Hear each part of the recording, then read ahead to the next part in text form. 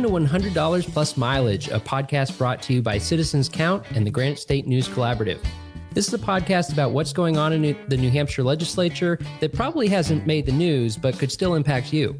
We'll give you the unbiased facts, pros and cons, and highlight opportunities for you to get involved and make your voice heard. If you're curious about the name, well, that's what legislators get paid in New Hampshire. You can check out our mini episode on that. I'm Mike Dunbar, the content editor for Citizens Count. And I'm Anna Brown, Director of Research and Analysis for Citizens Count. So, you know, Anna, many Granite Staters, including your humble host, have tried brewing their own beer or making wine at home. It's fun, tasty, less expensive than buying it from a brewery or a vineyard. A natural progression for these backyard brewmasters might be to graduate to making hard liquor like whiskey or brandy, but this is where it gets a little more complicated, right? Yes, you are correct. So even though Prohibition is long behind us and the whole rum running thing has turned into NASCAR and we thought we'd all move on, liquor distilling, not legal at the state or federal level. And this is an issue that has come up a few times in New Hampshire. This is not the first bill, but the bill this year, HB 416, it's a 2021 House bill that would change that. All right. So you're telling me my moonshining dreams might not be dead after all. This is good. All right. So tell us a little bit about what's in the bill. HB 416 is prime sponsored by Rep. Scott Wallace, and it adds liquor produced from beer or wine to the current law that allows home brewing and wine making. So you would have to be 21 years or older, just like, you know, anyone else to drink alcohol. You got to be old enough to make it as well. It's only for personal or family use. So you can't be selling your hooch off your back porch. So the current law as well also limits home brewing of beer and wine to 100 gallons a year if you're a single person, or 200 gallons a year if 2+ people are brewing in a household. And they would use those same limits for hard alcohol, which I just have to throw out there. I did a little research. Now, I admit I know close to nothing about the actual mechanics of home brewing and winemaking and liquor making in terms of like how much quantity is normal. But I did some math, and 200 gallons of wine. So let's say that like you and your husband are brewing some wine at home, 200 gallons a year. That's about 1,000 bottles, which is about a bottle and a half a day per person. So footnote there that if you want to brew your own brew in New Hampshire, you can definitely get sauced.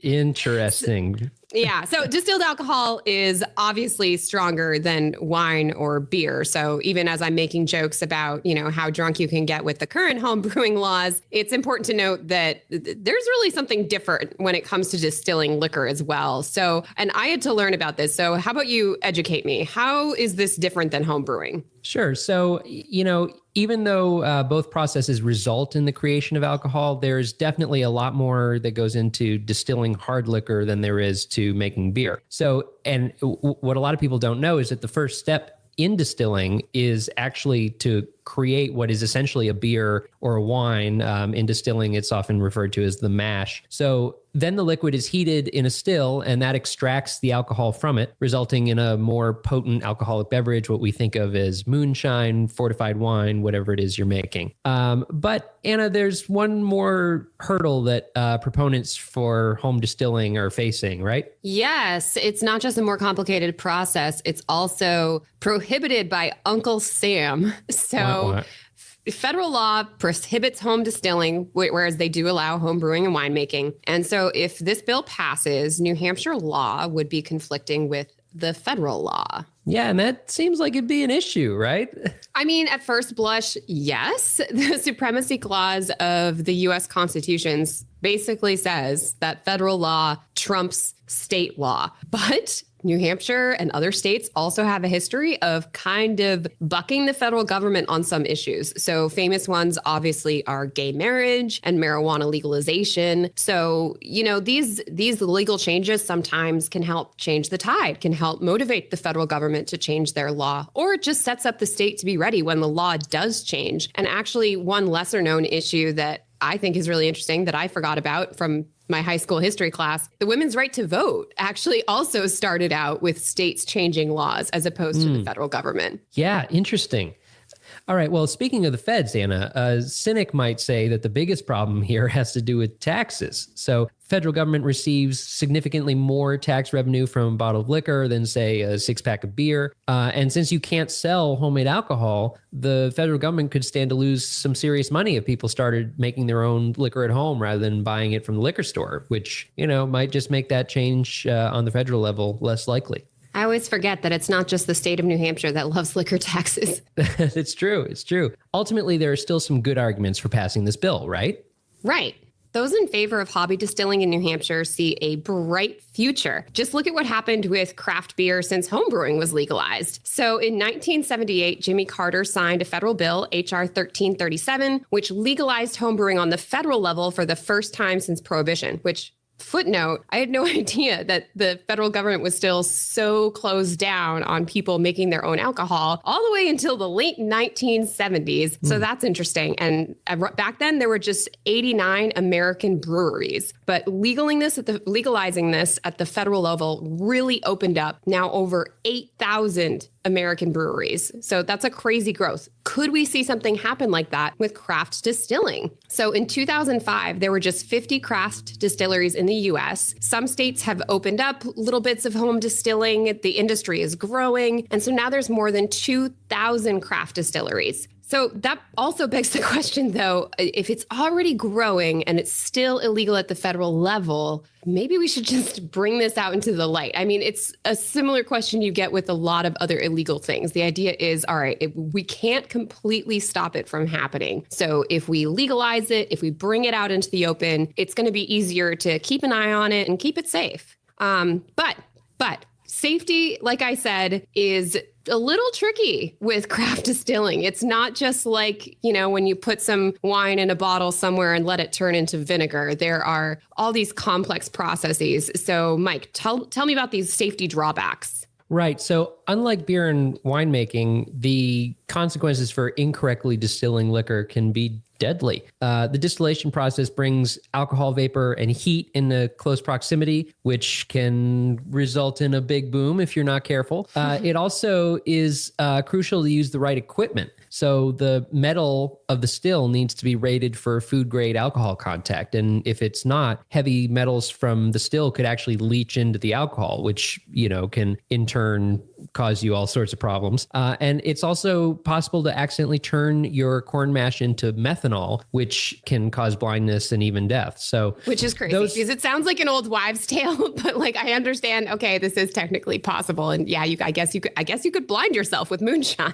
You can literally blind yourself. Yeah, that's and people back in the old backwoods days definitely did. So those who oppose this measure also point out that the federal law is just nothing to fool with. I mean, such opponents argue that those who want to see hobby distilling made legal should focus on getting a bill through Congress first. Have there been any efforts to do that?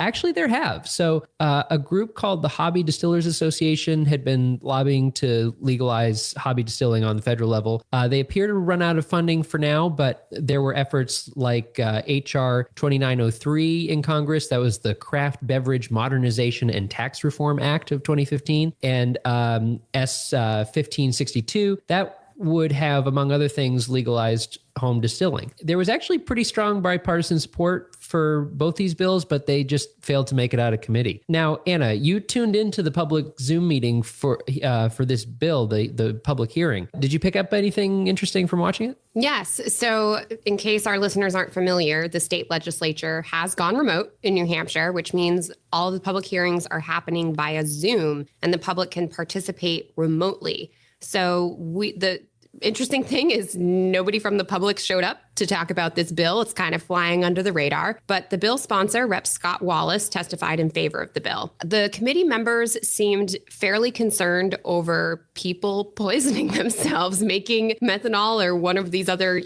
blinding chemicals. And basically they were like, I don't know if this should be safe. But Rep. Wallace said homebrewers are drinking what they make. So they're going to be picky. And also from what he was saying, if you bring a cup of something poisonous up to your face like that, you're not going to drink it. It'll burn your eyes. So, and the other thing is when you read books that teach you how to distill, they really emphasize the importance of disposing all but the quote unquote heart of the distillation batch, which should be free from toxic chemicals. And people who do this at home know that, okay, when it first starts out, you have to be getting rid of these chemicals. The other interesting thing is someone from the New Hampshire Liquor Commission showed up and they were neutral on the bill, which personally I found a little surprising because I assumed that given New Hampshire's stranglehold on the sale of liquor, I thought that maybe they'd be a little bit like, it's illegal at the federal level. We don't know about regulating it, blah, blah, blah. But they said, if someone's doing illegal distilling at this point,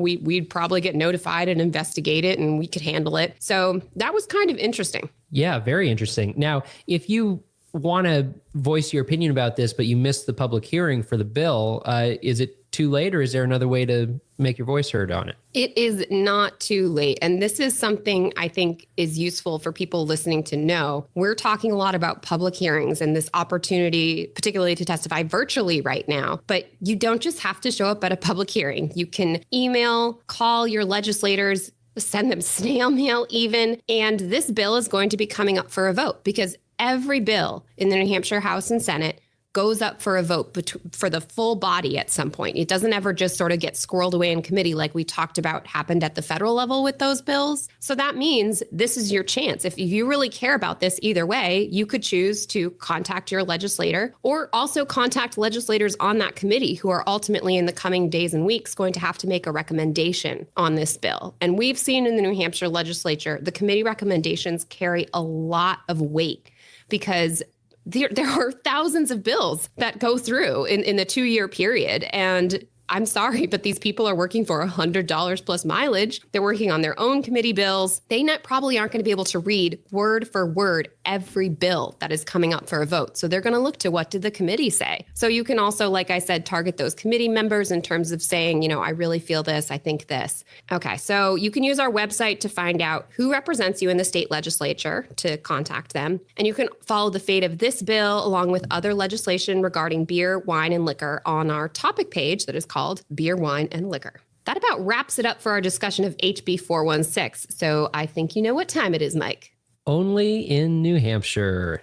All right. So this segment is a feature of something that's unique to New Hampshire that you probably haven't heard about. Some of our fun facts, like the fact that our legislators only get paid $100 plus mileage every year, which is $200 every 2 years, which is a true fortune. So today I want to talk a little bit about New Hampshire's iconic gold State House dome. And if you've ever been to Concord, you see it rising above the city. It's very dramatic. It's been refinished a couple times. It's got more sparkly over the years. I want to ask specifically, Mike, do you know what bird is on top of the dome? Well, logic tells me that it should be the purple finch, but I'm guessing it's not.